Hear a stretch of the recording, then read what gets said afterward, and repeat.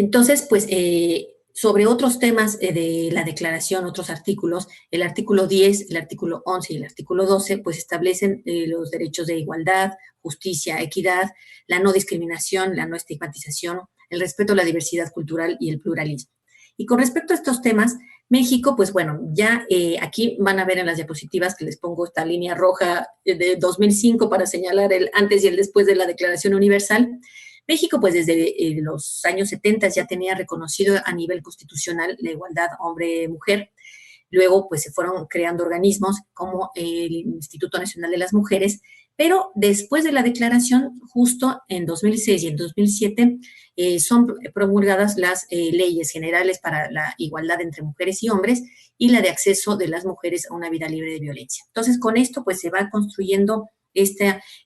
andamiaje sobre la igualdad y, bueno, por supuesto que estas leyes tienen contempladas diversas políticas públicas para que se pueda establecer esta igualdad sustantiva. Claro, lo importante sería que se pueda cumplir en todos los órdenes de gobierno, pero lo importante es tener o muy relevante es tener este marco ya establecido. Luego, también con el tema de no discriminación, pues ha sido muy importante porque en el 2001 ya se había integrado en el artículo primero constitucional un párrafo específico sobre la no discriminación. Y en el 2003, justo para regular o reglamentar ese párrafo, surgió la Ley Federal para Prevenir y Eliminar la Discriminación y con ella se creó el Consejo Nacional para Prevenir la Discriminación, que como bien saben ustedes, el CONAPRED tiene funciones para poder investigar quejas, tanto quejas que se den entre particulares como quejas que se den entre autoridades y particulares sobre temas de discriminación. Y entonces, justo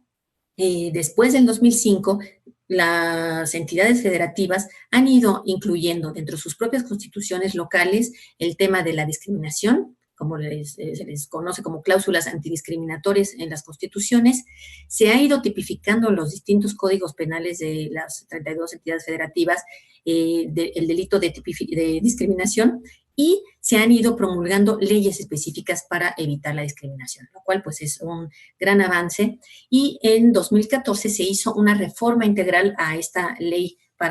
federal para prevenir y eliminar la discriminación. Y aquí vemos en estas dos columnas cómo, pues bueno, al principio en 2003 se establecía, bueno, pues nadie puede ser discriminado por y estas causas, ¿no? Su origen étnico, condiciones de salud, lengua, preferencias, estado civil, etcétera.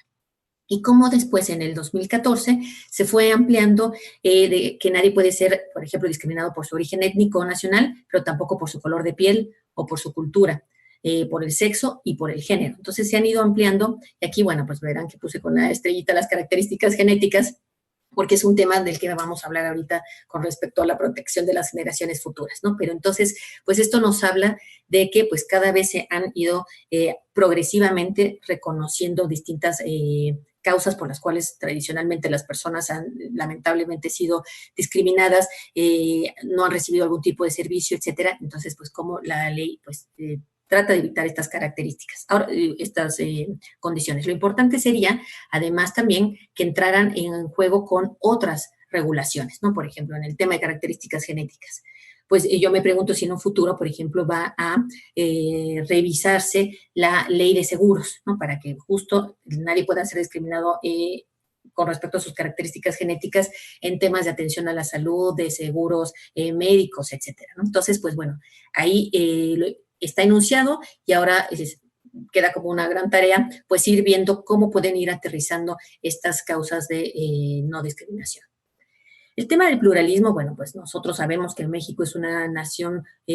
pluricultural y esto está reconocido en el artículo 2 constitucional. Y bueno, pues cómo se ha ido formando desde el 2001, pues distintas regulaciones con respecto al tema de las comunidades indígenas. Para el 2003 se formó la ley se publicó la ley de la Comisión Nacional para el Desarrollo de los Pueblos Indígenas, que esta comisión fue abrogada, pero ahora es el Instituto Nacional de los Pueblos Indígenas. Como pues también en el apartado B de este artículo 2 constitucional, pues se